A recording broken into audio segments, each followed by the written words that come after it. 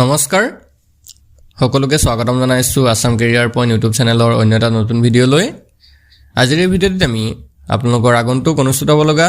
SSCGD constable পৰীক্ষাৰ বাবে সহায়ক হোৱাকৈ গণিতৰ এটা নতুন ক্লাছ লৈ আহিছো আৰু এই ক্লাছটোত আমি কিছুমান শৰ্ট ট্ৰিক্সৰ সহায়ত আপোনালোক কোৱেশ্যনখিনি কৰাই দিম যাতে এক্সামত গৈ খুব কম সময়ৰ ভিতৰতে এনে ধৰণৰ কোৱেশ্যনবোৰ সলভ কৰিব পাৰে আৰু আমি যিখিনি কোৱেশ্যন ৰাখিছো এইবিলাক প্ৰিভিয়াছ ইয়েৰত আগন্তুক আপোনালোকৰ SSC এক্সামত আহি যোৱা কোৱেশ্যন হয় সো আপোনালোকে ইয়াৰ পৰা এটা আইডিয়া পাব পাৰিব যে কেনে ধৰণৰ কোৱেশ্যনবিলাক SSCGD এক্সামত আহে তো আপোনালোকে ভালকে ভিডিঅ'টো চাই যাব আৰু হেকলৈকে চাই থাকিব ঠিক আছে আৰু যদি আপোনালোকৰ SSCGD অল সাবজেক্টৰ PDF সমূহ লাগে তেতিয়া হলেও পাই যাব আমি গোটেই PDF খিনি বনাই ৰেডি কৰি দিলো যদি আপোনালোকৰ লাগে স্ক্ৰিনত থকা নাম্বাৰটোত আমাক WhatsAppত মেছেজ কৰি কেৱল 149 টকা পেমেন্ট কৰি লৈ ল'ব পাৰিব ঠিক আছে এতিয়া আমি কোৱেশ্যন খিনি যাওঁ তো ফাৰ্স্ট কোৱেশ্যনটো চাওক যদি A অনুপাত B সমান 3 অনুপাত 4 আৰু B অনুপাত C সমান 8 অনুপাত 9 হয় তেনেহলে A অনুপাত C কিমান হ'ব এতিয়া অনুপাত সমানুপাতৰ এটা কোৱেশ্যন ইয়াত দিছে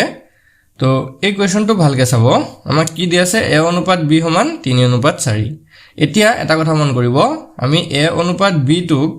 A বাই B বুলি লিখিব পাৰো হেতু মনত ৰাখি থব ঠিক আছে অনুপাতটো আসলতে এটা ভগ্নাংশহে হয়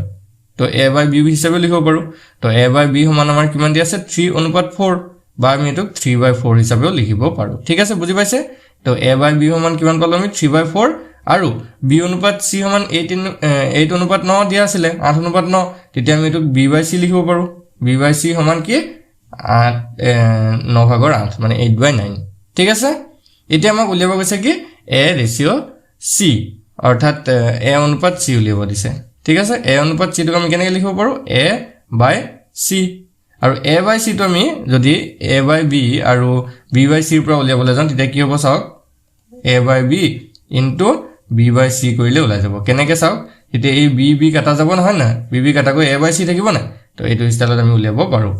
এতিয়া আমি যদি ইয়াত A বাই B আৰু B বাই C বহুৱাই দিও তো এইটো হৈ যাব 3 বাই 4 ইনটু B বাই C মানে হ'ব 8 বাই 9 এটা কাটাকাটি হৈ দিও 4 8 যাব দুবাৰ 3 9 যাব 3 বাৰ তো আমাৰ যেটো উত্তৰ হেতু ওলাব 2 বাই 3 হল 2 বাই 3 ওলালে A ৰেশিও C এটা 2 বাই 3 টো আমাৰ অপচনত এনেকৈ নাথাকিব তো এটো 2 বাই 3 টো আমি 2 ৰেশিও 3 হিচাপে লিখিব পাৰো হয় নহয় ভগ্নাংশটো আমি অনুপাত হিচাপে এটো ষ্টাইলত লিখি দিব পাৰো আগতে কৈ আহিছিল নহয় তো এতিয়া আমাৰ আনসাৰটো হ'ব 2 ৰেশিও 3 অপচন ডি টো হ'ব ইয়াতে কাৰেক্ট আনসাৰ বুজি পাইছে অপচন ডি টো হৈ গল কাৰেক্ট আনসাৰ খেলিমেলটো লগা নাই চাগে বুজি পাইছে তো আগবাঢ়িব পাৰো নেক্সট কোৱেশ্যনটোলে নেক্সট কোৱেশ্যনটো কি দিছে চাওক যদি A ৰ 30% সমান B ৰ 0.25 সমান C ৰ 5 ভাগৰ 1 হয় তেন্তে A B আৰু C ৰ অনুপাতটো কিমান হ'ব এতিয়া কি দিছে ভালকে চাই লওক A ৰ 30% হয় নহয় A ৰ 30% সমান B ৰ 0.25 সমান C ৰ 1/5 আমাৰ দিয়া আছে তো এই গুটেটোক আমি ধৰি লৈছো ঠিক আছে গুটেটোক আমি ধৰি লৈছো K মানে A ৰ 30% সমান B 0.25 সমান C ৰ 1/5 সমান কি ধৰি লৈছো আমি K এটো লেট ঠিক আছে এতিয়া কি হ'ব তেতিয়া A ৰ 30% টো যদি আমি অতৰাবলৈ যাওঁ A ৰ 30% টো অতৰাবলৈ গলে কি হ'ব A * 30/100 আহিব কাৰণ পাৰ্চেন্ট অতৰালে 100 আহে তলত জানে এটো তাৰ পিছতে B ৰ পৰা যদি আমি 0.25 টো অতৰাবলৈ যাওঁ তেতিয়া এটো কি হ'ব ওপৰ 25 তলত কি হ'ব 1 এটা দি হৰণ হৈ যাবগে হয় নহয় কাৰণ আমি পইণ্ট অতৰাই দিলো তেতিয়া এটো ওপৰ 25 হৈ গল আৰু তলত 1 এটা দি হৰণ হৈ গল আৰু এফালে আছে C * 1/5 সমান কি K এতিয়া আমি যদি ইয়াৰ পৰা গুটেই কিটাৰ পৰা উলিয়াবলৈ যাওঁ তো গুটেই কিটাৰ পৰা যদি আমি চাওঁ A ৰ ভ্যালুটো ওলাবগে কাটাকাটি যদি কৰি দিও 3 আৰু এফালে 10 তো এটো হৈ যাবগে 3/10 আৰু এফালে এটো যদি কাটাকাটি কৰো এটো B 25 যাব এবাৰ 1 যাব 4 বাৰ B/4 হ'ব আৰু 1 সেকেন্ড ইয়াত পূৰণ হ'ব A * 3/10 সমান B/4 সমান এটো C আৰু 5 গুণ কৰিলে C/5 হলনে C/5 সমান কিমান হৈ গল তেতিয়া K তো ইয়াৰ পৰা যদি আমি চাওঁ A ৰ ভ্যালুটো কিমান ল'ব A ৰ ভ্যালুটো ওলাবগে 10 ওপৰত গুচি গলে 10/3 K হয় না A ৰ ভ্যালুটো ওলাব 10/3 K তাৰপিছতে b ৰ ভ্যালুটো ওলাব b আৰু ইফালে 4 ন 4k আৰু c ৰ ভ্যালুটো ওলাব 5 আৰু k পূৰণ কৰিলে 5k ঠিক আছে a ৰ ভ্যালুটো ওলালে 10/3k b ৰ ভ্যালুটো ওলালে 4k আৰু c ৰ ভ্যালুটো ওলালে 5k ঠিক আছে এতিয়া আমাক কি উলিয়াব দিছে আমাক উলিয়াব দিছে a b আৰু c ৰ অনুপাতটো তো মই ওপৰত লিখিছো চাওক a b আৰু c ৰ অনুপাতটো কিমান হ'ব এতিয়া আমি যদি অনুপাত উলিয়াব যাওঁ a ৰেশিও b ৰেশিও c হয় নহয় তো এটো কি হ'ব 10/3k অনুপাত 4k অনুপাত 5k হয় নহয় এতিয়া আমি যদি এই তলত 3 টো হৰণ তলত 3 এটা আছে ন তো 3 এ গুটেইটা পূৰণ কৰি দিব লাগিব এই 4k আৰু 5k এতিয়া এটো 10 টো কাটা কাটি যাব তেতিয়া এটো হৈ যাবগে 10k তো এটো 4 3 গুণ হ'বগে 12k আৰু এটো 5 3 গুণ হ'ব 15k হৈ গল এটা হল 10k এটা হল 12k আৰু এটা হল 15k তো ইহঁতৰ যেটো অনুপাত হেতু হ'বগে 10:12:15 হয় না 10:12:15 এটো হলগে আমাৰ আনসার তো এটো কোনটো অপশন আছে চাওক 10:12:15 অপশন এ আছে অপশন এ টো হ'ব কারেক্ট আনসার বুজি পাইছে সকে খেলিমেলটো লগা নাই এই তিনিটো ইয়াত 12 আৰু 15 কত পালো চাওক তিনিটো তলত পূৰণ কৰি দিছো গুটেইটাৰ লগত তো এটো তো 10/3 লগত 3 পূৰণ কৰিলে 3 দিন কাটা যাব 4 লগত 3 পূৰণ কৰিলে 12 আৰু 5 লগত 3 পূৰণ কৰিলে 15 বুজি পাইছে এতিয়া আগবাঢ়িব পৰা নেক্সট কোৱেশ্চন দিলে নেক্সট কোৱেশ্চন তো চাওক 3 নম্বৰ কোৱেশ্চন কি কৈছে যদি x is to y is equal to 2:1 হয় তেন্তে x square minus y square is to x square plus y square is equal question mark তো এই কোৱেশ্চনটো অলপ ভালকে চাব আমাৰ কি দিয়া আছে x আৰু y অনুপাত 2:1 তেন্তে x square minus y square আৰু x square plus y square অনুপাতটো উলিয়াব দিছে তো আমি কি পাইছো x is to y মানে সমান 2:1 এটোক আমি এনেকৈ লিখিব পাৰো x by y is equal 2/1 হয় নহয় x by y is equal 2/1 এতিয়া আমাক কি উলিয়াব দিছে হেতু চাওক উলিয়াব দিছে x square minus y square by x square plus y square উলিয়াব দিছে এটোটো উলিয়াব দিছে ন আমি এটো অনুপাতটো ভগ্নাংশত লিখি লৈছো এতিয়া যদি আমি চাও গুটেই কিটাকে চাওক আমি y ৰে হৰণ কৰি দিম গুটেই পদ যিমান কিটা পদ আছে ন গুটেই কিটাক y ৰে হৰণ কৰি দিম মানে চাওক উপৰত x square by y square হ'ব তেতিয়া এটো minus y square by y square হ'ব তলত আকৌ same x square by y square হ'ব আকৌ plus y square by y square হ'ব ঠিক আছে এতিয়া এটা কথা মন কৰিব x square by y square সমান কিমান x by y সমান 2/1 হয় নহয় মানে 2 এতিয়া x square by y square সমান কিমান হ'ব 2 square নহব জানো 2 square মানে কিমান 4 তো আমি direct x square by y square জায়গাত আমি কি লিখি দিব পাৰিম 4 লিখি দিব পাৰিম মাইনাস y square কাটা কাটি কৰিলে কিমান হ'ব 1 হ'ব তলত চাওক same x square by y square মানে 4 আৰু plus y square by y square কাটা কাটি কৰিলে 1 হয় তো উপৰ থাকিলে 4 - 1 আৰু তলত থাকিলে 4 + 1 এতিয়া 4 - 1 কৰিলে হয়গে 3 আৰু 4 + 1 কৰিলে হয়গে 5 তো আমাৰ এই যেটো অনুপাত x square minus y square divided by x square plus y square is equal কিমান ললে 3/5 আৰু এটো অনুপাতত উলিয়ালে হৈ যাবগে 3:5 3:5 হয় নহয় এটো হলগে অনুপাতটো তো এটো কোনটো অপচনত আছে চাওক কোনটো অপচনত আছে 3:5 অপচন এ আছে অপচন এটো হ'ব কারেক্ট आंसर বুজি পাইছে সকলে খেলমেলটো লগা নাই ঠিক আছে এইবিলাক কোৱেশ্চন অলপ কিন্তু ইম্পৰ্টেন্ট কোৱেশ্চন হয় আগন্তুক এক্সাম বিলাকত এই কোৱেশ্চন বিলাক আহি গৈছে সেই কাৰণে আমি এনে ধৰণৰ কোৱেশ্চন বোৰ লৈ আহিছো এতিয়া আমি নেক্সট কোৱেশ্চনটো চাও নেক্সট কি দিছে চাওক যদি a ৰ 15% সমান b ৰ 20% হয় তেন্তে a আৰু b ৰ অনুপাত কিমান ঠিক আছে কি কৈছে চাওক a ৰ 15% সমান কি বুলি কৈছে b ৰ 20% তেতিয়া হলে a আৰু b ৰ অনুপাতটো কিমান হ'ব তো আমি পাৰ্সেন্টটো প্ৰথমতে অতৰাই লম তো এটো পাৰ্সেন্ট অতৰালে 15/100 হ'ব আৰু ইয়াটো b ৰ পৰা কি কৈছে b * 20/100 পাৰ্সেন্টটো অতৰালে 100 তে হৰণ হৈ যায় জানে এটো 2 এটো কাটা কাটি কৰিলো 2 যদি 10 কাটো 5 বাৰ যায় ইয়াত থাকিলে 1/5 ইয়াত যদি 5 কাটো 5 3 গুণ 15 আৰু এফালে 100 কাটিলে যাব 20 বাৰ 20 100 এতিয়া এটো হল 3/20 আৰু এটো হল 1/5 এতিয়া আমাৰ কি উলিয়াব দিছে a ratio b মানে a ratio b টোক আমি কেনেকৈ লিখিব পাৰো a/b লিখিব পাৰো না নোৱাৰো a/b উলিয়ালে হৈ যাবগে আমাৰ তো ইয়াত a টো আছে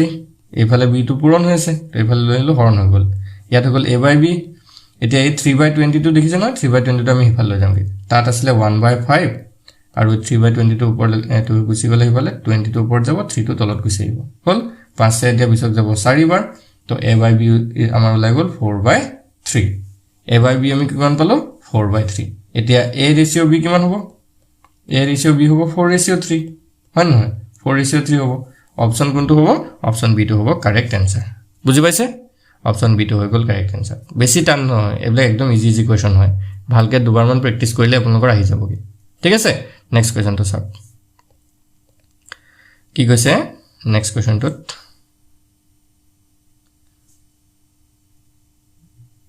কোৱেশ্চন তো অলপ দীঘলীয়া হয় চাইলক কোনো মূলধনক a b আৰু c ৰ মাজত 3:5:7 ভাগ কৰা হয় যদি c ৰ ভাগ a ৰ ভাগতকৈ 1600 টকা বেছি হয় তেন্তে b ৰ ভাগত কিমান আছিল ঠিক আছে b ৰ ভাগত কিমান টকা পৰিছিল এটা মূলধন দিয়া আছে মূলধনটো দিয়া নাই এটা মূলধনক তিনজন ব্যক্তি a b c ৰ মাজত এনেকে ভাগ কৰিছে যে এজনৰ ভাগত পৰিছে 3 ভাগ এজনৰ 5 ভাগ আৰু এজনৰ 7 ভাগ পৰিছে আৰু c ৰ ভাগটো a ৰ ভাগতকৈ 1600 টকা বেছি বুলি কৈছে তেন্তে হলে b ৰ ভাগত কিমান আছিল বুলি কৈছে তো আমি ধৰি লৈছো অনুপাতটো দি থৈছে না 3:5:7 মানে এজনৰ ভাগত পৰিছে ধৰিছো 3x এজনৰ ভাগত পৰিছে 5x আৰু এজনৰ ভাগত পৰিছে 7x মানে a ৰ ভাগত 3x b ৰ ভাগত 7x সৰি 5x আৰু c ৰ ভাগত পৰিছে 7x টকা ঠিক আছে এতিয়া কোৱেশ্চনটোত কৈছে যদি c ৰ ভাগ a ৰ ভাগতকৈ 1600 টকা বেছি c ৰ ভাগটো আছিল কি 7x মানে কি কৈছে চাওক 7x টো কি হয় a ৰ ভাগতকৈ 1600 বেছি a ৰ ভাগটো আছিল 3x 3x তকৈ 1600 বেছি মানে 3x plus 1600 বুজি পাইছে 7x কি হ'ব 3x plus 1600 হৈ গল এতিয়া যদি আমি চাও 7x তো ইফালে 3x তো লৈ লো মাইনাস হৈ যাব 3x ইফালে থাকিব 1600 হয় না নহয় এতিয়া 7x ৰ পৰা 3x গুচি গলে থাকিব 4x 4x 1600 তো x ৰ ভ্যালুটো ইয়াৰ পৰা ওলাই যাব না x ৰ ভ্যালু ওলাব 1600/4 4 এ 16 যাব 4 বাৰ 400 হ'ব এটো x ৰ ভ্যালুটো কিমান ওলালে 400 টকা হয় না নহয় এতিয়া আমাক উলিয়াব দিছিল যে b ৰ ভাগত কিমান আছিল তো b ৰ ভাগটো আছিল 5x তো এটো 5x কৰিলে হৈ গল মানে 5 পূৰণ 400 5 পূৰণ 400 কৰিলে কিমান লব 5 4 গুণ 20 2000 b ৰ ভাগত কিমান টকা আছিল 2000 টকা আছিল অপচন সি টো হ'ব কারেক্ট आंसर বুজি পাইছে সকে খেলমেলটো নাই নেক্সট কোৱেশ্চন তো লাগব নতিয়া নেক্সট কোৱেশ্চন তো চাওক এজন ব্যক্তিৰ ব্যয় আৰু সঞ্চয়ৰ অনুপাতটো দিছে 26:3 যদি তেওঁৰ মাহিলী আয় 14500 টকা হয় তেন্তে তেওঁৰ মাহিলী সঞ্চয় কিমান হ'ব ঠিক আছে আয় মানে হৈছে তেওঁৰ ইনকামটো 14500 টকা তেওঁ ইনকাম কৰে তাৰে 26% মানে 26 অনুপাতত যদি আমি চাবল যাও 26 ভাগ তেওঁ ব্যয় কৰে মানে খৰচ কৰে আৰু 3 ভাগ তেওঁ সঞ্চয় কৰে মানে জমা কৰে এতিয়া হুদিছে যে 14500 টকা যদি তেওঁৰ মাহকত দৰমহা হয় তেতিয়া হলে তেওঁৰ সঞ্চয় কিমান কৰে এই টকাখিনিৰ পৰা এতিয়া আমি যদি চাও 26:3 দিয়া আছে হয় নে নহয় টোটালটো যদি চাবল যাও টোটাল তেওঁৰ অনুপাতটো কিমান হ'ব 26:3 হ'ব 729 হৈ গল টোটাল তেওঁৰ যেটো ৰেশিও যদি চাও টোটালটো হ'ব 29 এতিয়া তেওঁ 14500 ৰ পৰা চাওক 14500 হয় না নহয় 14500 ৰ পৰা কিমান টকা সঞ্চয় কৰে 3 টকা সঞ্চয় কৰে ধৰিছো 3% মানে 3 ৰেশিও মানে তো এটো 3 ওপৰত লিখিছো আৰু তলত কিমান হ'ব 29 টো গলে মুটটো দিব লাগিব আমি সিম্পল এটো একদম সিম্পল কোৱেশ্চন হয় অকল 14500 টো লব তাৰ লগত 3/29 কৰি দিব কাৰণ এটা আমাৰ সঞ্চয়ৰটো হুদিছে যদি হুদিলেতেন যে তেওঁ ব্যয় কিমান টকা কৰে এই 14500 টকাৰ পৰা ব্যয় কিমান টকা কৰে তেতিয়া আমি ওপৰত 26 টো ৰাখিলতেন তলত 29 টো ৰাখিলতেন বুজি পাইছা নহয় কি কৈছো মই এতিয়া 3/29 কৰিলো যে 29 এ যদি আমি 14500 টকা কাটাকাটি কৰো তেতিয়া এটো যাব 500 বাৰ ঠিক আছে এতিয়া আমাৰ আনসাৰটো ওলাই যাব 500 পূৰণ 3 আৰু 500 3 পূৰণ কৰিলে এটো হ'বগে 1500 তো 1500 টকা তেওঁ কি কৰে জমা কৰে 14500 টকাৰ পৰা 1500 টকাটো জমা কৰে অপচন সি টো হ'ব ইয়াতে কাৰেক্ট आंसर ঠিক আছে বুজি পালে এতিয়া আমি নেক্সট কোৱেশ্চন লে যাও নেক্সট 7 নম্বৰ কোৱেশ্চন কি দিছে চাওক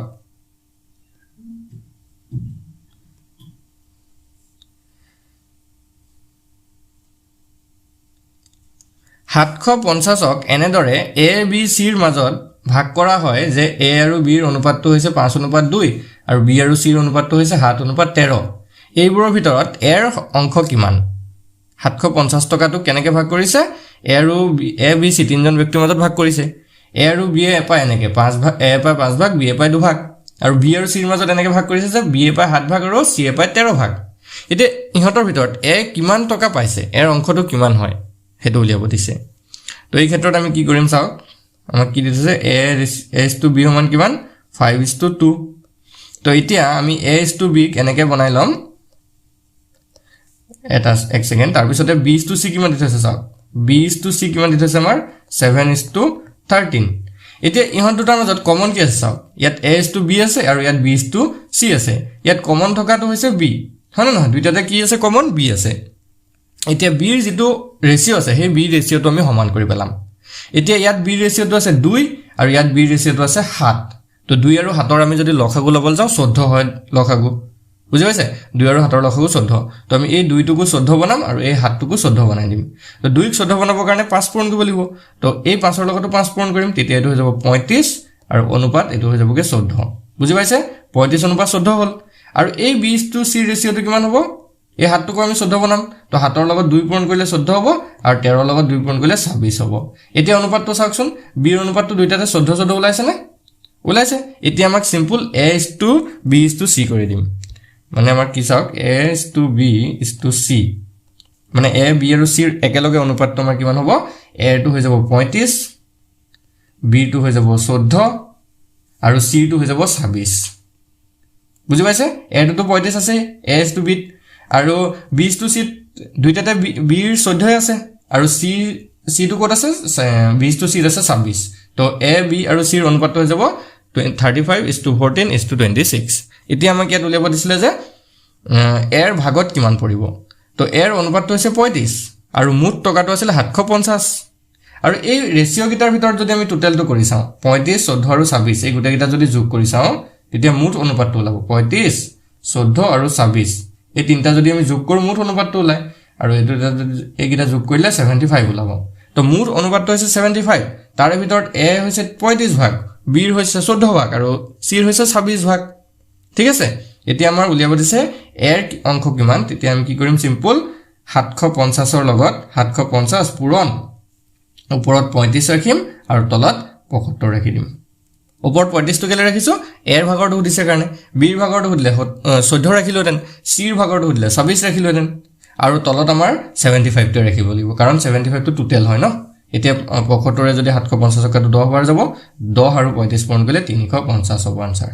বুজি পাইছে 350 এটো হৈছে আমাৰ এৰ ভাগৰ অংশ অপচন ইয়াৰে ডি টো হ'ব কাৰেক্ট আনসাৰ বুজি পাইছে চাগে এতিয়া যদি বি ৰ ভাগৰটো দিলেতেন তেতিয়া আমি এনেকৈ কৰিলন ঠিক আছে বি ৰ ভাগৰটো যদি উলিয়াব দিলেতেন ওপৰত আমি ৰাখিলোতেন 14 তলত ৰাখিলোতেন 75 আৰু ইনটু কৰিলোতেন 750 ৰে বুজি পাইছে এটো ষ্টাইল আমি কৰিলোতেন খেলমেলটো লগা নাই এতিয়া আমি নেক্সট কোৱেশ্চনটো আগবাঢ়িম নেক্সট কোৱেশ্চনটো কি দিছে চাওক কি কৈছে 36 মিটাৰ মৰাপাট বিক্ৰী কৰিলে এজন দোকানীয়ে 12 মিটাৰ মৰাপাট বিক্ৰী মূল্যৰ সমান লাভ কৰে সো তেওঁৰ লাভৰ শতাংশ বিচাৰক লাভৰ শতকৰা হাৰ বা শতাংশ উলিয়াব দিছে সো ভালকে কি কৈছে বস্তুটো এবাৰ পঢ়ি লব ঠিক আছে কোৱেশ্চনটো এবাৰ পঢ়ি বুজি নাপালে দুবাৰ পঢ়িব দুবাৰ বুজি নাপালে তিনিবাৰ চাৰিবাৰ হলেও পঢ়ি পিনে প্ৰথমতে কোৱেশ্চনটো বুজিবলৈ ট্ৰাই কৰিব আৰু এসএসসি এক্সামত বেছি সময় আপোনালোকে যেটো নাপাব সো বহুত প্ৰেক্টিস কৰিব লাগিব আপোনালোকে ঠিক আছে ম্যাথছটো বহুত ওভাৰ প্ৰেক্টিস কৰিব লাগিব তেতিয়াহে আপোনালোকৰ এক্সামৰ এটা ভাল ৰিজাল্ট হ'বগে সো সেই কাৰণে যিমান পাৰে আপোনালোকে পিডিএফ টো লৈ পিনে তাৰ পৰা প্ৰেক্টিস বিলাক কৰি থাকিব ঠিক আছে সো এতিয়া এই কোৱেশ্চনটো চাওক কি কৈছে ইয়াতে আমাক 36 মিটাৰ মৰাপাট বিক্ৰী কৰা কথা কৈছে তো বিক্ৰী মূল্যটো আমি লিখি লৈছো তো বিক্ৰী কৰা মৰাপাট বিক্ৰী কৰা মূল্যটো কিমান 36 মিটাৰ হল মানে মূল্য নহয় আসলে মৰাপাট কিমান বিক্ৰী কৰিছে তো হেতু কিমান হয় 36 মিটাৰ বিক্ৰী কৰা মৰাপাট হল বিক্ৰী কৰা মৰাপাট সো তাৰ পিছত কি কৈছে ইয়াত আৰু লাভ কিমান হৈছিল তো লাভ কিমান হৈছে বুলি কৈছে 12 মিটাৰ মৰাপাট মূল্যৰ সমান লাভ কৰে বুলি কৈছে তো লাভ হৈছে 12 মিটাৰ হল এতিয়া যেহেতু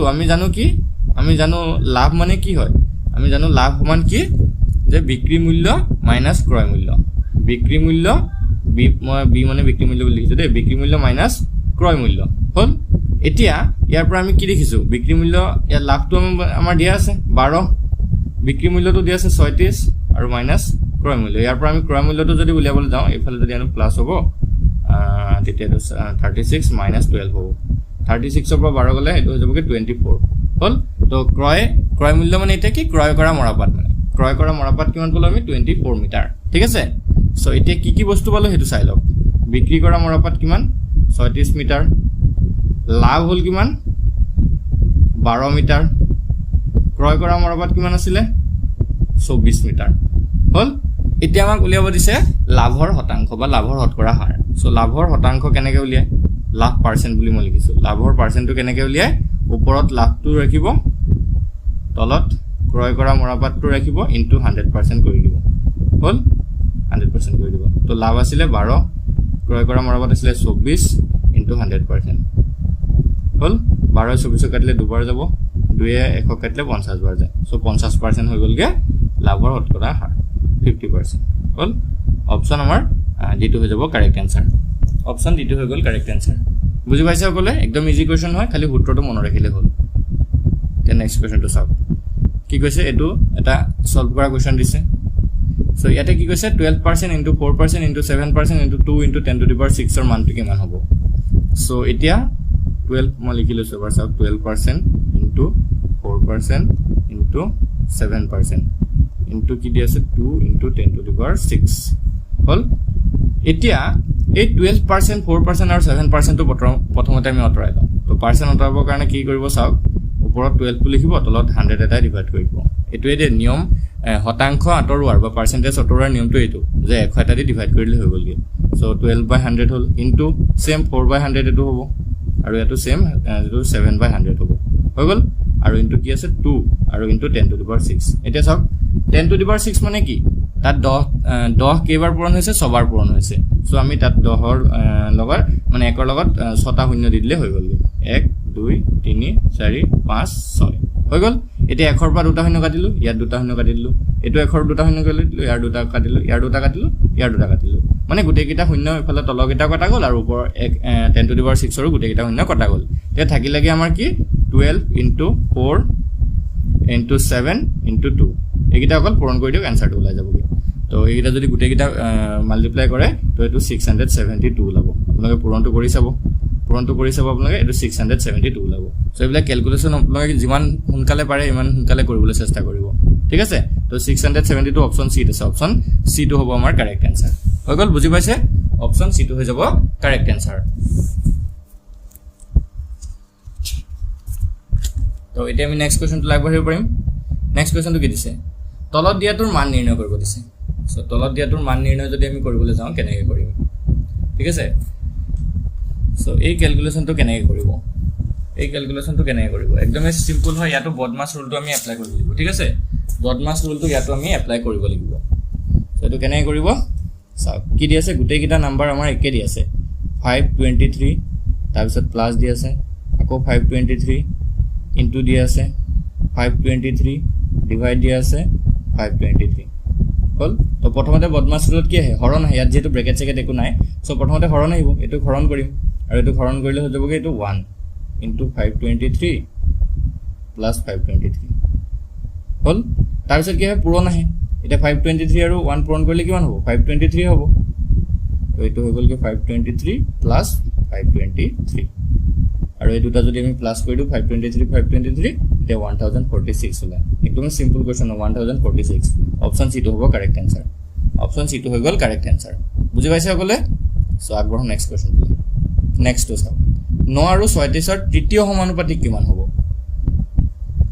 9 আৰু 36 ৰ তৃতীয় সমানুপাতিক কিমান হ'ব আমাক উলিয়াব দিছে